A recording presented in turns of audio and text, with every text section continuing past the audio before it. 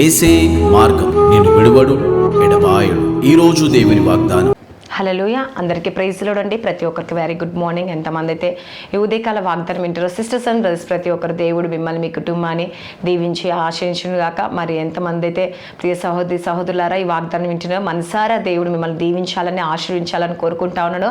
మీ జీవితంలో మీ కుటుంబంలో అనేక మేలులతో అనేక ఆశీర్వాదాలతో దేవుడు నింపాలని, ఈ వాగ్దానం నీ జీవితంలో దేవుడు నెరవేర్చబడాలని, ప్రతిరోజు ప్రతి క్షణము దేవుడు మీతో ఉంటూ మీకు సహకారిగా ఆదరించే దేవుడు, ఆదుకునే దేవుడు అండి.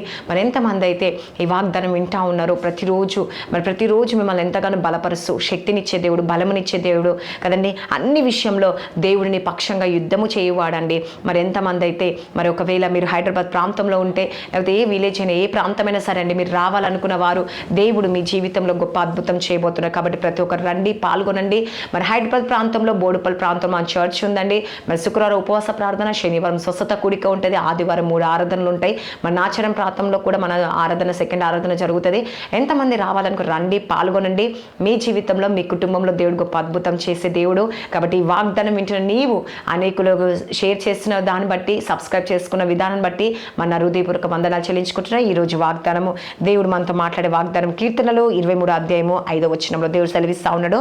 నా శత్రువుల ఎదుట నీవు నాకు భోజనము సిద్ధపరిచెదవు, నూనెతో నా తల అంటి ఉన్నావు, నా గిన్నె నిండి పొర్లుచున్నది. హల్లెలూయా. ఈరోజు చూడండి, చాలామంది బాధపడుతూ ఉంటారు కదండి. దేవా, నా శత్రువులు నన్ను అవమానిస్తున్నారు, నన్ను హేళన చేస్తున్నారు, దేనికి పనికిరారు, దేనికి ఇంక వీళ్ళ బ్రతికెంతే, వీళ్ళ జీవితం ఇంతే అని అంటున్నారు అని చెప్పి నువ్వు ప్రార్థన చేస్తున్నావా? అయితే నా ప్రియ సహోదరి సహోదరులారా, ఈ ఉదయకాల సమయంలో దేవుడు నీతోనే మాట్లాడుతూ అన్నాడు. ఏమని? నీ శత్రువుల ఎదుట దేవుడు నిన్ను తలగా నియమించబోతుందంట. హల్లెలూయా. ఈ ఉదయకాల సమయంలో దేవుడు నిన్ను ఉన్నత స్థితిలోకి ఎదిగింప చేయబోతున్నాడంట. హల్లెలూయా. చూడండి, ఉన్నత స్థితియే కాకుండా ఇంకేం చేస్తాడంట అండి, నిన్ను ఎవరైతే తక్కువగా చూశారో, ఎవరైతే హేళన చేస్తున్నారో, ఎవరైతే నిన్ను అవమానపరుస్తున్నారో, ఎవరైతే నువ్వు దేనికి పనికిరావు అని అంటున్నారో వారి జీవితంలో దేవుడు గొప్పగా ఆశీర్వదించబోతుండండి. హల్లెలూయా. నీ జీవితాన్ని కట్టబోతుండు దేవుడు. వారు నీ యొక్క ఆశీర్వాదాన్ని చూసి, దేవుడు దీవించిన ఆశీర్వాదాన్ని చూసి వారు ఏం చేస్తారంట అండి, బాధతో దుఃఖంతో ఉంటారంట. అయ్యో, అసలు వీళ్ళ పక్షంగా దేవుడు నిజంగా ఉన్నాడు, నిజంగా ఇలా అవుతుందని మేము ఊహించలేదు, నిజంగా దేవుడు ఉన్నాడు అని చెప్పేసి మీ పక్షంగా దేవుడు ఉన్నాడని నీ శత్రువు తెలుసుకుంటాడంట అండి. హల్లెలూయా. కాబట్టి దేవుడు ఏమంటే, నువ్వు భయపడకు, నీ పక్షంగా యుద్ధము చేయువాడు నేనే, నీకు తోడుగా ఉండేవాడు నేనే. కాబట్టి నువ్వు మౌనంగా ఉండి చూడు కదండి, మౌనంగా ఉండి ఏం చేస్తున్నావు, నీ పన్ను చేసుకో, నేను విజయము ఇవ్వబోతున్నా, నీ పక్షంగా నేను కార్యం చేయబోతున్నాను అని చెప్పేసి దేవుడే సెలవిస్తూ ఉన్నాడు. హల్లెలూయా. నీ శత్రువు ఎదుట నీకు భోజనం సిద్ధపరచడమే కాకుండా వారి ఎదుట మిమ్మల్ని ఏం చేస్తాడంటే దేవుడు తలగా నియమిస్తాడంట. హల్లెలూయా. కాబట్టి ఎంతమంది అయితే నా కుమారుడా, ఎంతమంది ఈరోజు దిగులు చెందుతున్నావా?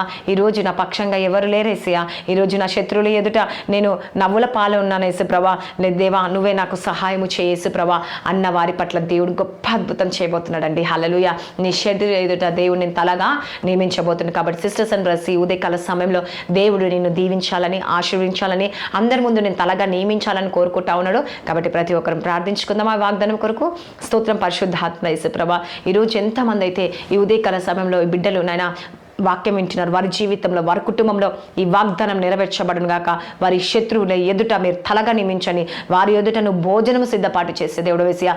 ఆలస్యము చేస్తున్నావు అంటే యేసుప్రభా వారికి విజయం ఇచ్చే దేవుడు వేసియా. వారి ఎదుట వీరిని తలగా నియమించబోతున్నావు యేసుప్రభా. నిజంగా యేసుప్రభా అవమానంతో ఉన్నారేమో యేసయ్య, ఈరోజు నా బ్రతికింతే, నా లైఫ్ ఇంతే అని చింతిస్తున్నారు యేసయ్య. వారి కుటుంబాలు మీ జ్ఞాపకం చేసుకోండి యేసయ్య. వారి జీవితంలో గొప్ప మేలు దయచండి, ఆశీర్వదించండి యేసయ్య, దీవించండి యేసుప్రభా, పోషించండి యేసుప్రభా, సంరక్షించండి యేసయ్య. వారి జీవితంలో వారి కుటుంబం అనేక మేలుతో నింపండి, అనేక ఆశీర్వాదాలతో నింపండి, మీరే కార్యాలు జరిగించండి యేసుప్రభా. ఈరోజు ఎంతమంది అయితే నైనా దేవా ఈ ఉదయకాల సమయంలో మనసారా నేను ప్రార్థిస్తున్నారు, కృంగిపోయి ఉన్నారేమో, వాళ్ళ హృదయం అంతా వేదనతో నిండి ఉన్నారేమో యేసుప్రభా, కృంగిపోతున్నారేమో, నలిగిపోతున్నారేమో యేసుప్రభా. శత్రువు ఎదుట తలగా నియమించే దేవుడు యేసుప్రభా. అలా ఎదుట తలకు దేవా తల ఉంచుకొని తిరుగుతున్నారేమో, కానీ నిన్ను నమ్మిన బిడ్డలు తలగా నియమించే దేవుడు యేసుప్రభా. మీరే కార్యం చేసి ఆ బిడ్డల ఎదుట మీరే కార్యం జరిగించి నువ్వే అద్భుతం చేయండి యేసుప్రభా. గర్భాలు తెరవబడును గాక, భార్య భర్త సమస్యలు, కోర్టు కేసు అన్నిటి నుంచి విడిపించండి యేసయ్య. నేను ఎవరైతే అనారోగ్యంతో బలహీనంగా ఐసీలో ఉన్నారు వారందరినీ స్వస్థపరచండి యేసుప్రభా. సంతులేని దానికి ఇల్లాలుగా చేస్తాను దేవుడు, గర్భాలు తెరవబడును గాక యేసుప్రభా.